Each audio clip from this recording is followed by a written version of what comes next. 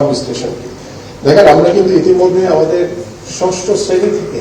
আমাদের কারিগরি শিক্ষাকে সর্বোচ্চ গুরুত্ব দিয়ে আমাদের ইতিমধ্যে বর্তমান সরকার নতুনভাবে শিক্ষা ব্যবস্থা আমরা ঢেলে সাজানোর চেষ্টা করছি। এবং আরেকটি বিষয় উল্লেখ করতে চাই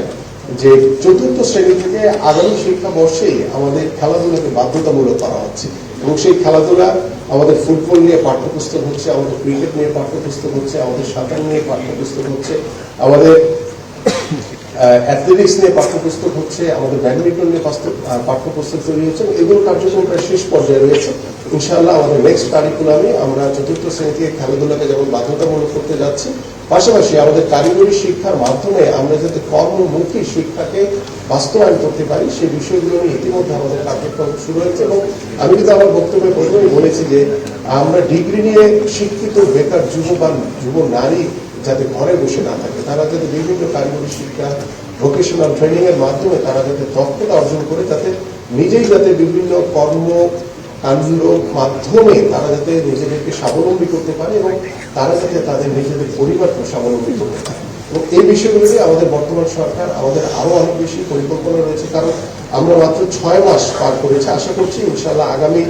যে 5 বছর আমাদের হাতে রয়েছে, ইনশাআল্লাহ সেই 5 বছরের ভিতরে আমাদের মাননীয় প্রধানমন্ত্রী যে নেতৃত্বে আমরা একটি কর্মমুখী শিক্ষা ব্যবস্থার মাধ্যমে আমরা শতভাগ চেষ্টা করব যে শিক্ষিত বেকার যুবক যাতে আর ঘরে বসে না থাকে, তারা যাতে স্কিল ডেভেলপমেন্ট করে বা কারিগরি শিক্ষা ভোকেশনাল ট্রেনিং এর মাধ্যমে তারা যাতে কর্মমুখী একটি বাস্তবিক জীবন যাতে তারা গ্রহণ করতে পারে সেই লক্ষ্য নিয়ে আমরা কাজ করছি। এটি হচ্ছে যে আপনাদের যে আর্ম প্রজেক্টে আমাদের বক্তারা বক্তব্য রেখেছেন, আপনি জানেন যে বিগত সময়ে যখন এই প্রজেক্টটি ওয়ার্ল্ড ব্যাংকের মাধ্যমে বাংলাদেশে আসে,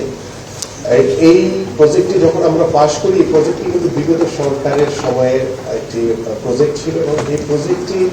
দীর্ঘদিন প্রায় 2 বছর 2.5 বছর পরে এসে কিন্তু এটি পাশ হয়েছে। এই 2-2.5 বছর কেন পাশ হয়নি, এটি কিন্তু একটি কোশ্চেন রয়েছে। কারণ আমরা যখন সরকার গঠন করেছি এবং আমি সরকার গঠন করার ডে 1 থেকেই এই আর্ম প্রজেক্ট নিয়ে আমার কাছে বিভিন্নভাবে প্রায় 63টার উপরে অভিযোগ করেছে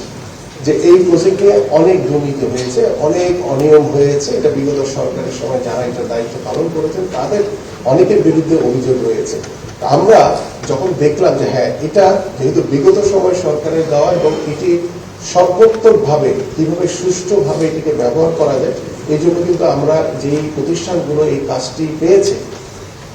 আমাদের এখানে 2টি SOS রয়েছে, আমাদের কেয়ার বাংলাদেশের প্রতিনিধি রয়েছে, তারাও কিন্তু এই কাজের অংশীদার হিসেবে কাজ করছে। এবং আমি মনে করি যে তাদের সাথে আমি সেভারাল টাইম বসেছি এবং তাদেরকে এনশিওর করার চেষ্টা করেছি যে আপনারা যে কাজটি করবেন, আমাদের বর্তমান সরকারের সবচেয়ে বেশি যে চাওয়াটি সেটি হচ্ছে যে এই কাজের প্রশিক্ষণটি যাতে সঠিকভাবে হয়। কারণ এই কাজের যে প্রশিক্ষণের মূল দক্ষতার যে জায়গাটি সেটি হচ্ছে যে প্রত্যেকটি এলাকায় নিড বেস তাদের যে প্রয়োজন সেই প্রয়োজনীয় প্রশিক্ষণটি তাদেরকে দেওয়া হবে এবং প্রশিক্ষণের পরে তাদেরকে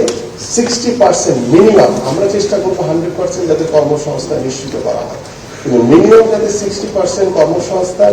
যদি নিশ্চিত করতে না পারে তাহলে কিন্তু তাদের যে বিলের যে বিষয়টি সেটি কিন্তু বন্ধ হয়ে যাবে। এই বিষয়ে আমি একদম জিরো টলারেন্স নিয়ে কাজ করবো। কারণ আমি তাদেরকে যে কাজটি দেওয়া হয়েছে সেটি হচ্ছে আমাদের এই যুব বা যুব নারীদেরকে দক্ষতার মাধ্যমে আমরা যাতে তাদের প্রশিক্ষণের মাধ্যমে আমরা যাতে তাদেরকে কর্মসংস্থান নিশ্চিত করতে পারি। এবং আমাদের বর্তমান সরকারের প্রধান লক্ষ্যই হচ্ছে যারা শিক্ষিত যুব বা যুব নারী রয়েছে তাদের কর্মসংস্থান নিশ্চিত করা। কারণ আমরা দৃঢ়ভাবে বিশ্বাস করি আমাদের যুব বা যুব নারীরা যখন কর্মসংস্থানে ব্যস্ত থাকবে তখন কিন্তু দেখবেন যে বিভিন্ন জায়গাতে আমরা দেখেছি যে বিভিন্ন উস্কানিতে অনেক সময় বিভিন্ন পাড়া মহল্লায় মত সৃষ্টি হয় এবং তাদের কিন্তু ওই বেকারত্বের কারণে কিন্তু তারা ওই ধরনের অপকর্মগুলোতে অংশগ্রহণ করে। এবং আমরা কিন্তু সেই অপকর্ম থেকে দূরে রেখে আমরা আমাদের যুব সমাজকে সবাইকে আহ্বান করছি এবং আমাদের নতুন একটি প্রজেক্ট রয়েছে যে আমরা বিভিন্ন জেলায় জেলায় উপজেলায় আমাদের বিভিন্ন প্রশিক্ষণ কেন্দ্র রয়েছে, কিন্তু ঢাকা মহানগর কেন্দ্রিক আমাদের যে বিভিন্ন বিভাগীয় শহরে যে মহানগরগুলো রয়েছে সেখানে প্রশিক্ষণ কেন্দ্রগুলো খুব কম।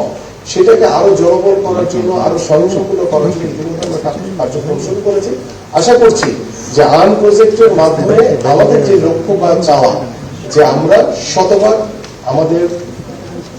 যুবক এবং যুব নারীদেরকে দক্ষতার মাধ্যমে তাদের কর্মসংস্থান আমরা নিশ্চিত করতে চাই।